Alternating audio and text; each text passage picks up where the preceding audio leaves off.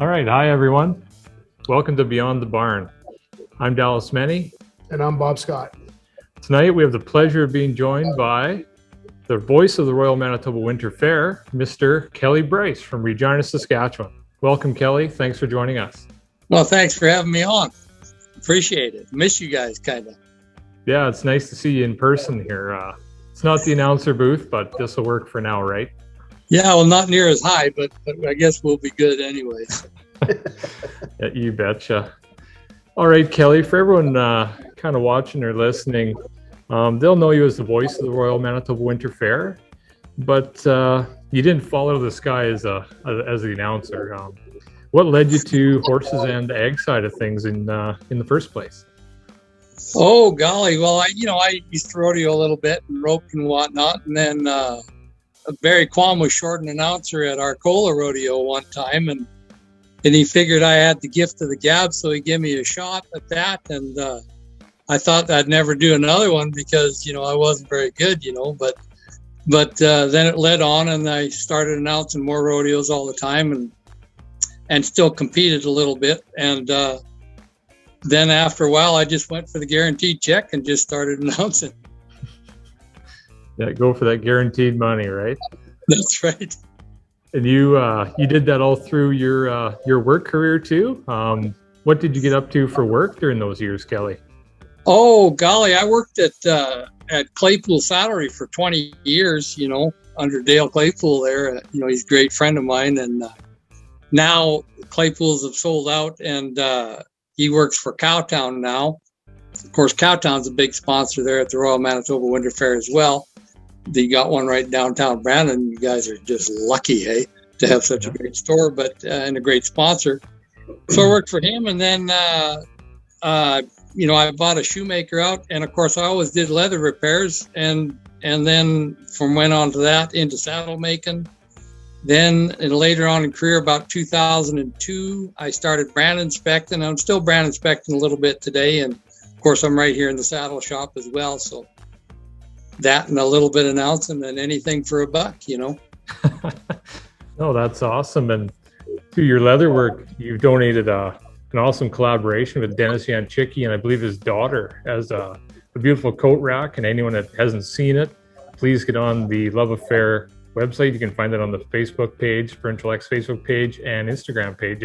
It's truly amazing work. And yeah, hitting on that is wonderful. I put a little leather in there, but the beams, the wood that comes out of there is all out of the old dome building there, so it's real special. And of course, Can-Do Rail donated the railroad spikes, and Can-Do is a big sponsor as well to the Royal Manitoba Winter Fair and the Exhibition Association as well. Yeah, it's amazing how the history can tie into everything like that. It makes it pretty special, doesn't it? Oh, it does. Yeah, it's a special piece. Hey, Kelly, so I'm wondering, how did you ever get tied in with the Royal Manitoba Winter Fair? Oh, Kathy Cleaver gave me a call. Actually, she was talking to Lee Bell. As you guys all know, Lee Bell is a great rodeo clown, and they were getting short because Everett Moore, he decided he was going to retire, and Everett did it forever, He is the real voice of the Royal Manitoba Winter Fair for anybody that was going for a long time. And it was about 2005, I believe, was my first one. And Lee Bell has told Kathy, well, why don't you give Kelly a shot? And she phoned me, and I jumped at the chance. It's a great event, Yeah, that's awesome. And from your vantage point up there in the announcer booth, you pretty much see it all. And do you have some memorable moments over the years? Right. Yeah, I got many memorable moments. And the one that stands out the most was the first year I was there. I was nervous as heck, anyway. And at the end of the night, at the end of the week, they brought in 16 6-horse hitches right into the ring, And it was a deal where Marion McLeod, she was the ringmaster there and stuff like that. And she told me it won't be a big deal. They'll just get rid of the horses. They'll get rid of the hitches that aren't placing, and that'll free things up. Well, the guy that was in charge of it there, he decided that he wanted to dismiss them from first to last. Well, there was guys running around picking up the backs of wagons and moving them over. And man, 16 times 6, I wouldn't turn that many horses loose in that arena. It's just, I was nervous. I never got to sleep till 4 o'clock that morning. Unreal. So since we're talking about the arena, over all the years you've been there, what was some of your favorite performers that were in that arena? Oh, golly, the Royal Manitoba Winter Fair always brings in top acts. We had them girls that did acrobatics, on stuff, and they were great. They had a couple of guys there that did acrobatics. It was like a real circus atmosphere, and we had Wayne Chaussee. Yeah, Wayne Chaussee. He brought the Mustang show in there and stuff, and from there, you guys always kind of beat us a little bit. Canadian Western Agribition generally tries to hire their acts after they've been to the Royal Manitoba Winter Fair. That's how classy acts you guys get. Just unreal. Yeah, for sure. And I think the last Winter Fair we had the Thriller Trick Riders, and they were amazing. And I don't know if you noticed, they had me standing out on the end the odd time, and they said that horse would duck out a little bit the odd time, and they figured I was a bullfighter, I could get around it. But she'd come in, and I barely got away from her one time there, so I learned how to get around. Yeah, them trick riders, them horses, they get a little short after a while, but yeah, that was a great show as well. We've had many chuck wagons in there. It's been great. Yeah. And going back to the draft horses, do you have a favorite draft horse configuration? And I don't want to start anything here, but favorite breed? Well, breeds, I always think of the big three, the Belgian, the Percheron, and the Clydesdale. That's what mainly, we've had some Shires in there and stuff, but, the Clydesdale are my favorite. They're the most classy ones, as far in my eyesight, and, but we get such beautiful hitches of Percherons and Belgians in there. It's just amazing. Like, it's hard for me to pick a winner. That's why they got the judges, but, yeah, Clydes would have to be my favorite. And my favorite hitches are, I like that unicorn hitch, tandem unicorn, one right in front of the other. And, you like that 6-horse hitch as well. Like, it's classy. Nice. Yeah, it's a lot of power on those lines, isn't it? Another thing there, Kelly. What's that? Well, we've had a few 8-horse hitches in there as well. And that's just amazing how them guys can handle them. It's just unbelievable. So from way up top there, you get to watch everything, the whole evening show. So you see all our big jumper classes. Is there anything like what are the bigger out of all the jumping classes? Or one you really like to watch? I like towards, and of course they get a little better towards the end because there's more money towards the end of the big classes. But the Royal Bank one is good, and the Atco Cup is great. That's where everything really shines there, and the jumps are high. And it's just classy. You've been kind of watching them all week. Figuring out how they get in some of the smaller classes just because they want to warm their horse up. Some of them duck out at the end because they don't think their horse is up to it that day. But we've seen some great equestrian teams over the years. You betcha. And we have another division, the Hackney Pony Division. It's kind of the hotbed in the West for where you can get a few Hackneys gathered up to see them. And just wonder, what's your favorite Hackney division there, Kelly? My favorite, and Bob knows this one, that's where you guys put your silks on. I think I call it the Roadster class. Is that my correct? Road Pony Division.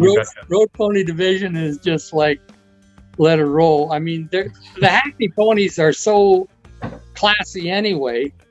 And I'm kind of half honored that I get to announce Hackney, because there's not a bunch of Hackney shows out west here, I believe, but yeah, you get the Roadster class going, and the crowd gets into it and hoops and hollers, and you play some rock and roll music, and Bob, he loves that ZZ Top. You can tell by looking at him. That is very true. Well, since you're talking about speed, another thing we have is the barrel racers. So when the barrel racers come in, Kelly, maybe some people at home don't know, but what do you do to get the crowd into it, to help those girls get a little more speed out of their horses?